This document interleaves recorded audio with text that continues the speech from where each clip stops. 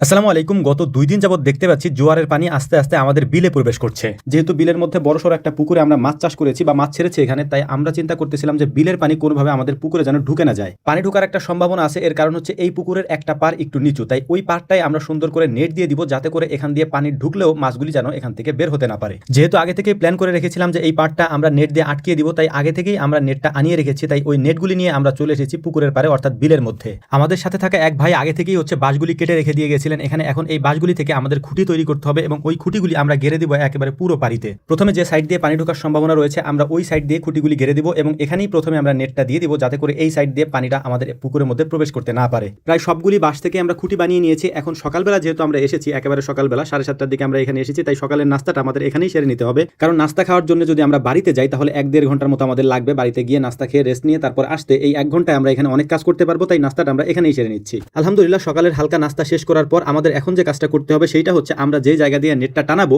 ওই জায়গায় হালকা একটু গর্ত করে নিতে হবে আমাদেরকে। কারণ আমরা নেটটা একেবারে মাটির নিচ পর্যন্ত দিয়ে দেবো, যাতে করে পানি আসলো মাছগুলি যাতে বের হতে না পারে। প্রথমে ভেবেছিলাম খুঁটিগুলিকে গাড়তে আমাদের একটু সমস্যা হবে, এই জন্য আমরা একটা মুগুর তৈরি করেছিলাম, অর্থাৎ ওটা দিয়ে বাড়ি দিয়ে এটাকে আমরা গাড়তে চেয়েছিলাম, কিন্তু দেখলাম যে না, মাটি নরম আছে। মাটি নরম থাকার কারণে আমাদের জন্য একটা সুবিধা হবে, সেটা হচ্ছে যে আমরা নিজেরা হাত দিয়ে তারপর একটু শক্তি প্রয়োগ করে তারপর এটাকে গেড়ে দিতে পারবো। কিন্তু যদি মাটি নরম না থাকতো তাহলে আমাদের শাবল দিয়ে এটাকে খুঁজতে অনেক সময়ের প্রয়োজন হতো, সেটা আর আমাদের লাগেনি। আলহামদুলিল্লাহ, আমরা যে দুইজনে মিলে ধরে তারপর আস্তে করে একটু শক্তি প্রয়োগ করে এটাকে মাটির নিচে গেড়ে দিচ্ছিলাম। খুঁটিগুলি গাড়া শেষ হয়ে যাওয়ার পর আমরা একটু রেস্ট নিচ্ছিলাম, কারণ প্রচন্ড রোদ, এত বেশি পরিমাণে রোদ যেটা আসলে বলে ভাষায় প্রকাশ করার মতো না। আমাদের একেবারে অবস্থা খারাপ হয়ে যাচ্ছিল গরমের মধ্যে কাজ করতে। তো যাই হোক, আলহামদুলিল্লাহ ওইখানকার কাজগুলি শেষ করার পর আমরা বাড়িতে চলে এসেছি। বাড়িতে আসার পর ওরা আমাকে বললো যে ভাই, কোনো মতে এখন আর টেকা যাচ্ছে না, কিছু খাওয়ার ব্যবস্থা করেন। যেহেতু প্রচন্ড গরমের মধ্যে থেকে এসেছি এবং প্রচন্ড রোদের মধ্যে থেকে এসেছি, তাই এখন এই আমাদের এখানে যে ফলগুলি পাওয়া যাবে তার মধ্যে অন্যতম হচ্ছে যে আমরা পাওয়া যেতে পারে এবং জাম্বুরা, কিন্তু জাম্বুরা এখনো পর্যন্ত তেমন একটা ভালো পাকেনি। যেহেতু জাম্বুরাগুলো এখনো ভালো মতো পাকেনি, ভিতরে সাদা সাদা রয়ে গিয়েছে, তাই আমরা বেশি পারিনি। একটা পেরে তারপর পরীক্ষা করতেছিলাম যে ওটা পাকছে কিনা, খাওয়া যাবে কিনা। তো জাম্বুরা পারা হয়নি, আমরা পেরে নিয়েছিলাম বেশ কিছু আমরা। ওই আমরাগুলি আমরা কেটে সুন্দর করে মাখানোর চেষ্টা করবো ইনশাআল্লাহ। এই জন্য